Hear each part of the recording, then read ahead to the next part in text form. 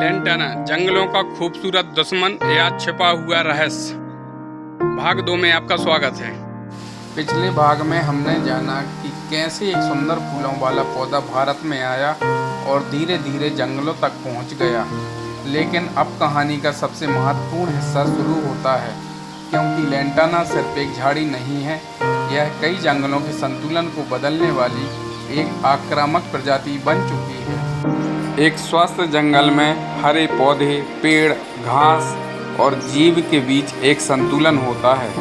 हर प्रजाति को बढ़ने के लिए जगह, रोशनी, पानी और पोषक तत्वों की ज़रूरत होती है। लेकिन जब लेंटाना किसी क्षेत्र में तेज़ी से फैलता है तो यह घनी झाड़ियों का जाल बना देता है।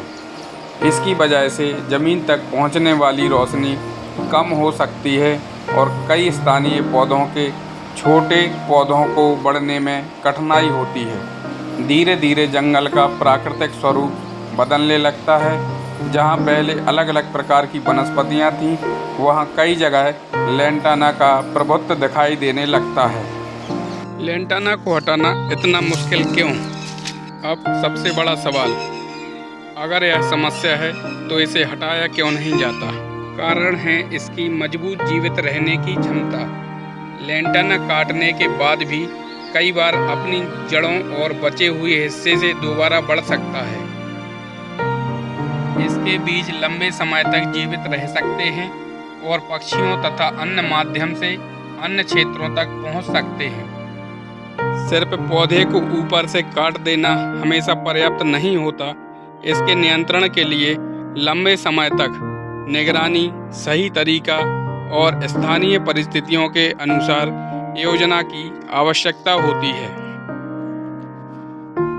लेकिन प्रकृति की कहानी हमेशा काली और सफेद नहीं होती। लेंटाना की कहानी का एक दूसरा पहलू भी है। कुछ क्षेत्रों में इसके फूल कई कीटों और तितलियों को आकर्षित करते हैं और कुछ जीव इसका उपयोग आश्रय के रूप में भी कर सकते हैं।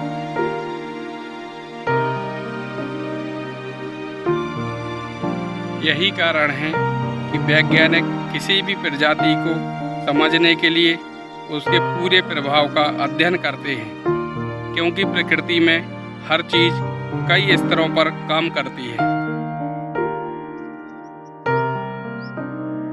लेकिन लेंटाना की कहानी अभी खत्म नहीं हुई है, क्योंकि जिस पौधे को जंगलों के लिए चुनौती माना जाता है, उसी के अंदर कुछ ऐसे रासायनिक तत्व भी पाए गए हैं जिन पर वैज्ञानिक शोध कर रहे हैं।